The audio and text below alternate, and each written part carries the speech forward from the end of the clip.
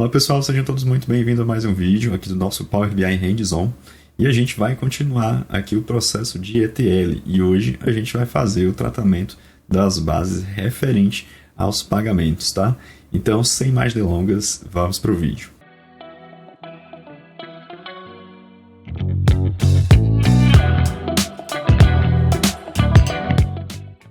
Pessoal, já queria iniciar o vídeo de hoje retirando algumas dúvidas de algumas pessoas aí, né, referente ao tratamento das bases de pagamento. Primeiro questionamento que me surgiu é que, Nogueira, por que você não fez igual as tabelas, os arquivos, as bases de recebimentos, né? Porque você conectou simplesmente ali a pasta e quando você conectou a pasta, você trouxe tudo de uma única vez, tá? Beleza, é isso mesmo, a lógica é exatamente essa. Porém, a estrutura das tabelas, dos arquivos de pagamento são diferentes da estrutura dos arquivos de recebimento, né? E a gente pode ver isso aqui, ó. Vou mostrar aqui para vocês para ver a diferença. Por isso eu fiz a aula anterior com a conexão de apenas um único arquivo de pagamento para a gente ter uma noção do que a gente vai fazer na aula de hoje, tá?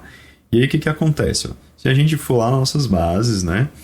Vou aqui no meu OneDrive, né, fluxo de caixa, database e pagamentos. Vamos primeiro recebimentos para a gente entender, né? Recebimentos, eu já falei para vocês nas aulas passadas que a gente tem estrutura igual, quantidade de coluna, a mesma coluna, o mesmo nome de coluna para cada uma dessas bases, tá? Se a gente tiver 70 bases aqui de recebimentos, a gente tem a mesma estrutura para essas 70, tá?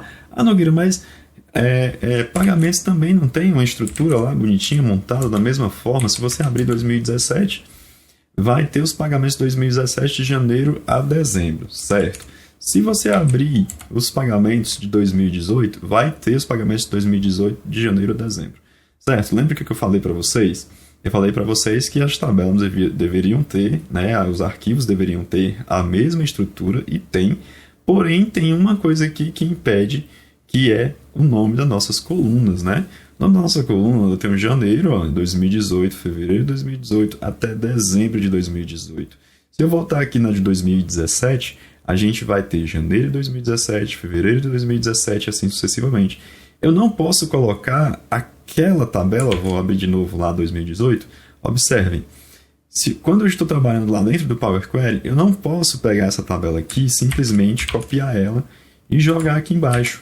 Ó, eu vou ter nome de colunas diferente, então não funciona, não vai funcionar da mesma forma que a gente fez as tabelas de recebimento, as bases de recebimento, né? Então, a gente tem que ir atrás de um artifício, de um meio, de um método, né, que seja viável para fazer o tratamento dessas bases aqui, tá? Conforme foi visto na última aula, a gente tem que transformar todas essas colunas em linhas, né? Só que todas de uma vez e não uma, né? De uma por uma, como a gente fez na aula passada, né? Então vamos ver como que a gente consegue isso através de funções personalizadas, tá? Então a aula de hoje vai ser dedicada praticamente ao tratamento dessa base, né, de pagamentos e ao conceito de funções personalizadas aqui dentro do Power Query, tá? Vou fechar aqui essa base, essa aqui também.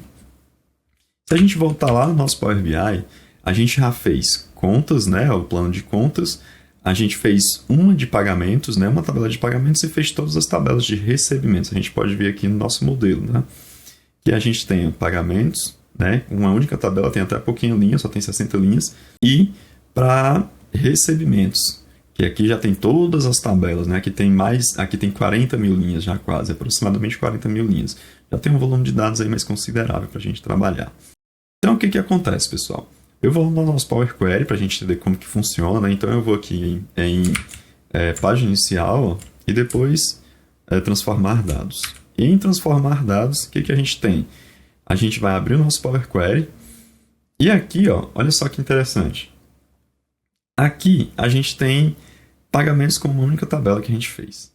O conceito de função personalizada, pessoal, nada mais é do que a gente criar uma função que atenda a uma necessidade minha e que não esteja disponível aqui, vamos dizer assim, né, no nosso Power Query. Como, por exemplo, eu tenho aqui, se eu quisesse pegar essas duas colunas aqui e aplicar uma multiplicação, por exemplo, 21 vezes esse valor, eu já tenho uma função que faz isso. Na verdade, não tem, né? Tem um asterisco que eu faço uma vez o outro. Vocês têm multiplicação aqui Deixa eu dar uma olhadinha aqui. Adicionar coluna, a gente tem padrão, tem multiplicação. A gente já tem uma função dedicada para isso. O que ele faz? Ele faz uma multiplicação de uma coluna vezes a outra. Isso aqui a gente poderia fazer uma função que faz isso para a gente? Poderia. Vamos fazer de soma, tá? A soma, vou apagar aqui o passo. Vamos fazer uma função de soma personalizada para a gente entender aqui bem rapidinho como que funciona, tá? Eu vou criar uma consulta nula e nessa consulta eu vou aqui em página inicial e vou em editor avançado. Quando a gente abre o editor avançado dessa consulta, a gente tem aqui uma fonte que está vazia, que não tem nada, né? E ele retorna a fonte. Ou seja, tudo que está entre o let e o in é executado e o in me retorna a última etapa feita depois aqui do let. Tá? Então, como que seria isso? Se eu dissesse aqui que fonte é igual, por exemplo, a A mais B. Tá? Vou dizer que um A é uma variável, B é outra variável que vai receber um número qualquer. Tá? Então, a fonte é minha A mais B. Beleza, isso aqui é só uma consulta normal. Ele continua, vamos ver, ó. Ele vai dar um erro, na verdade, né? Expression.erro. O nome A não foi reconhecido. Certifique-se de que ele foi soletrado corretamente. Ele entende que não existe uma função, né? Que se chama A e nem uma função que se chama B. Tá? Então, vamos voltar aqui no editor avançado. Dentro do editor avançado, a gente tem um esqueminha aqui, ó, para a gente dizer que isso é uma função. Eu estou dizendo para o meu Power Query, olha, Power Query, isso é uma função personalizada minha, tá? Como que eu faço? Antes do let, eu abro parênteses e coloco A, né? Vírgula B. Isso aqui já são minhas variáveis, tá? A e B. Eu vou dizer para o Power Query, ó, o valor da variável é 1, 2, 3, né? O valor da variável A pode ser qualquer valor, e o valor da variável B também pode ser qualquer valor. Né? E aqui no finalzinho eu coloco igual e a seta para a direita. Observe que já assumiu o erro aqui, e aqui embaixo também, ó, já avisou para mim que não tem nenhum erro de sintaxe, tá? Certo? Então eu vou dar o OK aqui, eu vou concluir. E aí o que acontece? Olha, já mudou. Olha como foi que ficou aqui, ó. Eu já tenho inserir parâmetros na minha função, né? O valor para A e o valor para B. Eu posso dizer que o meu valor para A é 5, por exemplo, e o meu valor para B é 5. Lembra que a gente fez uma soma? O valor que tem que vir é 10, né? Então, invocar. Olha o valor que veio. Ele retorna 10, tá? E assim sucessivamente, né? Aqui não importa o valor que eu colocar, né? Se eu botar 250, ele vai trazer. Né? Ele vai retornar aqui o resultado, eu vou apagar, tá? E aqui é uma função, então eu poderia dizer que a fx, né, de função é soma, por exemplo. Né? E lá, Nogueira, beleza, mas você está mostrando aqui como é que faz inserindo os valores. E lá dentro da tabela, por exemplo, vamos fazer. Ó. Por exemplo, se eu tenho aqui pagamentos, vamos supor que esse ID, eu vou somar o ID com um valor aqui, só como exemplo, tá? Então, eu vou adicionar uma coluna personalizada e vou chamar a minha função lá, né? A minha função soma, tá? Colocar o nome da coluna nova que a gente vai criar aqui como soma e vou dizer que eu quero, ó, fx soma, né? Chamei, ó, a minha função, observe que é a mesma função. Vou abrir e ele diz lá em cima já, ó, qual é o valor para A? O valor para A, eu vou dizer que é o ID, né? Só somar o 21 mais os 7.000 lá. 70.000, na verdade, 71.000. O ID, vírgula, que é o separador, né? E o valor, né? Que é a minha coluna valor. E aí, ó, ele já deu aqui que nenhum erro de sintaxe foi detectado. E eu vou dar simplesmente um OK e observe, ó. Agora eu tenho 71.678,9 mais 21, que dá justamente 71.699,99. Tá? Então a gente acabou de criar uma função personalizada. Ah, beleza, Nogueira.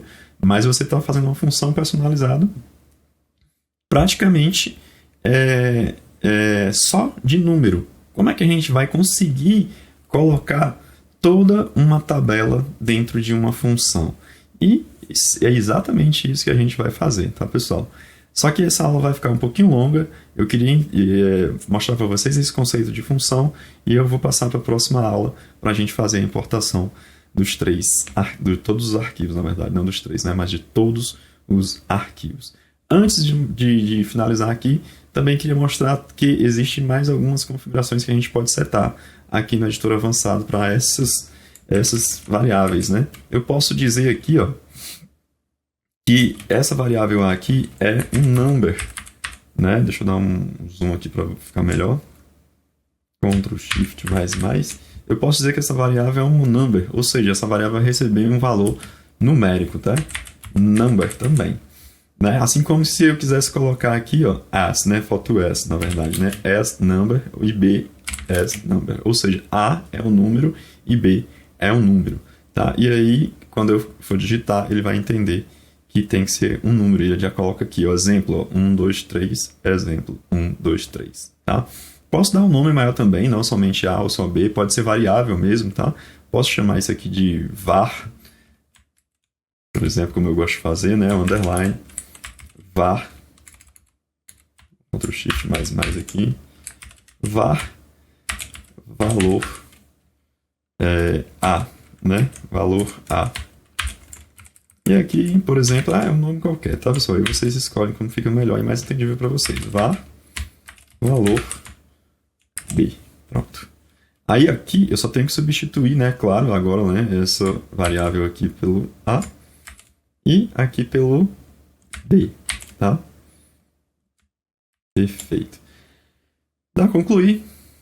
Ok, então eu posso jogar, mudou o nome lá, ó, variável valor A e variável valor B, 260, invocar e cria aqui, tá? Então é isso, a introdução, né, às funções, e na próxima aula a gente vai utilizar esse artifício para fazer a importação de todas as tabelas de pagamento. Então, pessoal, por hoje é só. Muito obrigado pela atenção de vocês. Se estiverem gostando aí do meu conteúdo, né, dos meus vídeos, não deixe de se inscrever no canal, se ainda não for inscrito, é claro. Curte, comenta, compartilha para pessoas também que tenham o mesmo interesse aqui em aprender como a gente. Então é isso, muito obrigado mais uma vez. Valeu!